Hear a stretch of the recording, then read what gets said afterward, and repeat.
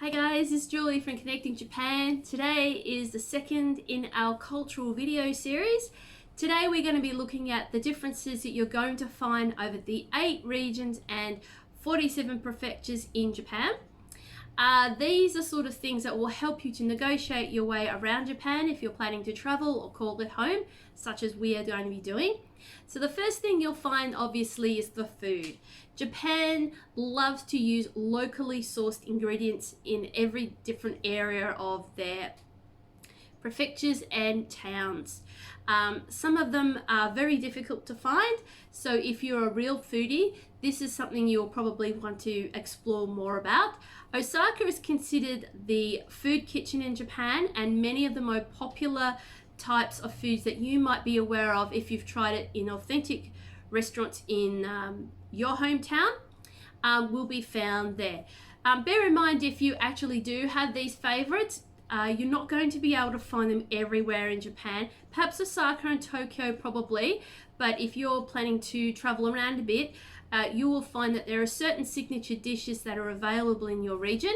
And if you've checked our Facebook page, tonkotsu ramen is obviously one of them in the Hakata district of Fukuoka on the island of Kyushu. So they use a lot of those. If you're a big ramen fan, there are different varieties, and we've already addressed one of them. The other three, of course, are shio, which means salt-based ramen. That's popular in the north of Japan, and shoyu, which is soy-based, is also one that's popular in Tokyo. If you're a miso soup person, the miso soup-based ramen is further north as well. So they're just ones you can choose. Kitakata is the birthplace of ramen, and if you like to try all sorts of different flavors, that's the place for you. Like I said, there are certain fruits and meat that will be available in different areas. So if you are the type of person who wants to check that out, there are a lot of different sites on Facebook and the internet that can help you find the food for you. Okay, mascots. Point number 2. Mascots are big business in Japan. They're not just a promotional tool, and they're not strictly always for a sporting team or a sporting event, such as the fact they have the Olympics in July of 2020. But you will find them in lots of different ways, such as health initiatives, say no to drugs, and they are also based on the traditions in the area as well. One of the more popular ones is Kumamon, and he is a black bear with red cheeks. He is the representative of the Kumamoto prefecture, and he is worth big bucks in Japan. And not only because he's visually out there on social media, but he has a very big merchandise base. So these sort of things highlight the tourism and the inviting of foreigners and other Japanese people to visit the area. So well worth looking at. And Abroad in Japan is another YouTube channel that addresses the mascots. Just be aware that some of them might be a little scary for children. Point number 3, themes. Japan has a lot of context based in everything they do. So that with everything they actually convey and express in social media or whatever medium they use has meaning. And their themes in their cafes are found also on their planes, trains, everything. So when you come to Japan, you're going to be flooded with all of these. They're not always strictly anime and manga based, but you will find majority of them are. One such character is Detective Conan. He is second only in popularity to Doraemon, which is the no-eared mouse, very popular with children and young teenagers. Detective Conan Town is found in the town called Toei in Tottori Prefecture. And we're going to put a link down here in the box below of the famous talk show host Conan O'Brien visiting the town, and a lot of hilarity ensues. So I'm not going to spoil it for you. You guys are really going to enjoy it. The other places that you'll find themes is in the animals. So they have a lot of different themed parks and areas that they devote to animals. So one you might know of is Nara, where the deer bow when you feed them. Just be aware now that with plastic bags and sustainability these days, they no longer have the bags, so be careful when you feed them. So that's just a bit of news for you. Fox Village in Miyagi, Bunny Island in Hiroshima, and obviously there is Cat Island just off the coast of Kyushu. These places are all open to visit, and I'm sure you guys will really enjoy those. The other thing is you'll find cat cafes are big. So the cat cafes are found in lots of different cities around the world now. They're popular because a lot of people can't have pets in their apartments anymore, and in Japan it's very difficult to have cats and dogs at all, and smaller pets are more or less encouraged. So a lot of Japanese people do actually visit cat cafes, and if you go to Tokyo you might find an owl or a hedgehog one as well. So they're a lot of fun. And also there is the biopark in Nagasaki, and that has a lot of different types of animals. And if you're a guinea pig lover, as I am, there is the famous guinea pig bridge down there too. So these are lots of things that you can look at. And as pets are seeing dogs and cats around Japan, unless you see them in these sort of environments, you probably won't see a lot of.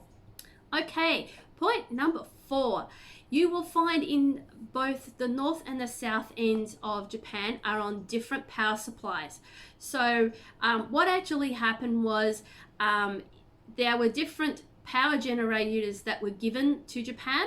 One is a German-based one, which is 50 hertz in the north, and the US origin one is 60 hertz in the south. So if you're planning to move around Japan, you might find if you actually do purchase some appliances in Japan itself, the different power outages will vary from area to area. Basically what happened is once the population started increasing, it was very difficult for them, if not entirely impossible for them to actually change from one to the other. So you'll find that's just one of the unique things about moving around in Japan. Point number 5, travel cards. Now we've talked about travel cards before. The IC cards are an important way of getting around in Japan if you don't want to buy tickets and you can't speak the language to convey what you want. So there are 10 different varieties, but 2 of them are the most flexible you'll find in Japan and are usually the most popular with tourists, and that's the Pasmo card and the Suica card. The Pasmo ones come from Tokyo and the Suica ones come from Osaka. Both of them can be used interchangeably, but just be aware you need to take the cards back to the point of origin where you bought them from. Both of them can be used in mega cities in Japan, but not beyond those. And they also can be used to buy small purchases at a convenience store. Very useful if you're on the go. Not only that, they can be ordered also online in Australia before you leave. So it's very handy to have those kind of things available to you in your language before you go, so you don't have to wrestle with the vending machines.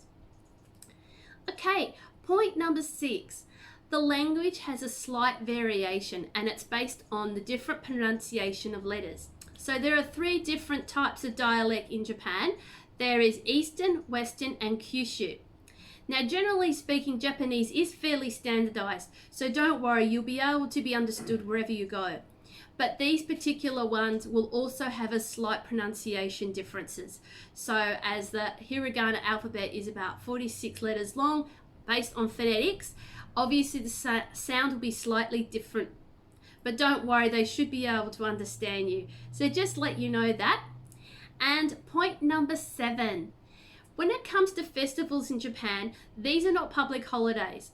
So these vary in all sorts of different ways. Again, they are not only strictly on tradition and faith, some of them are also community and health initiatives to help highlight specific things that are important and of concern to the Japanese people.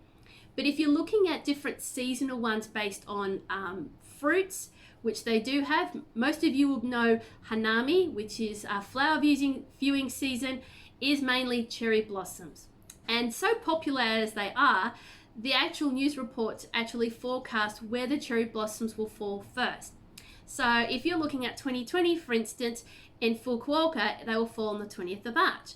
The further you go up, Hokkaido will be the last area. And basically that means that the cherry blossom viewing festivals will occur at different times. So if you're wandering around Japan and you plan to be there around about the end of March to mid-April, then you're right smack dab in the season for it. So be aware to just get in there, take your blanket and enjoy yourself. Some of the festivals they have are actually the same name, and they do the same things, but they're all at different times of the year depending on where you are. So again, if you're coming to visit, do some research first, check out if there's festivals on when you come to Japan, and we'll look forward to seeing you when we get there. Thanks so much for watching, and we'll post some more video footage of us when we're up in Seymour at the end of February 23rd, in about 6 days time. Have a great day everybody, and ja matane!